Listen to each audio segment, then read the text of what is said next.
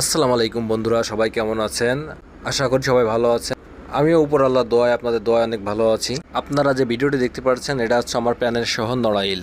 অনেকদিন পর যখন ছুটিতে দেশের বাড়িতে যাই, তখন আশপাশে ঘুরতে অনেক ভালো লাগে।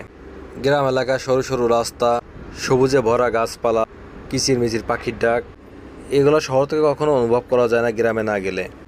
আর আমি হলো মূলত জাহাজে জব করি, সারাদিন পানির ভিতর থাকি ঘরবন্দির মতন। তাই যখনই গ্রামে আসি তখনই বাইক নিয়ে ঘুরতে বের হয়ে যাই। কর্মজীবনে অনেক ব্যস্ত থাকি, এই জন্য তেমন একটা ঘোরাঘুরি করা হয় না। আর আমার বাসা নড়াইল সদর মির্জাপুর গ্রাম।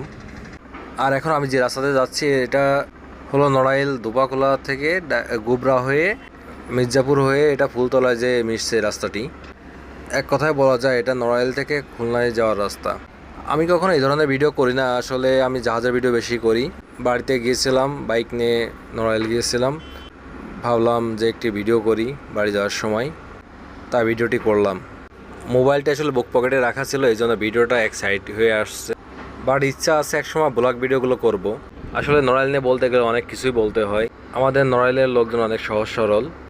আমাদের নড়াইলে রয়েছে প্রচুর মাছের ঘের, এখানে প্রচুর চিংড়ি মাছ চাষ করা হয় এবং সাদা মাছ চাষ করা হয়, যেমন রুই কাতলা এগুলা। আর এই মাছের ঘেরে চাষ করা হয় অনেক ধরনের সবজি। আমার ভিডিওটি যদি আপনাদের ভালো লেগে থাকে, অবশ্যই লাইক কমেন্ট শেয়ার করে পাশে থাকবেন।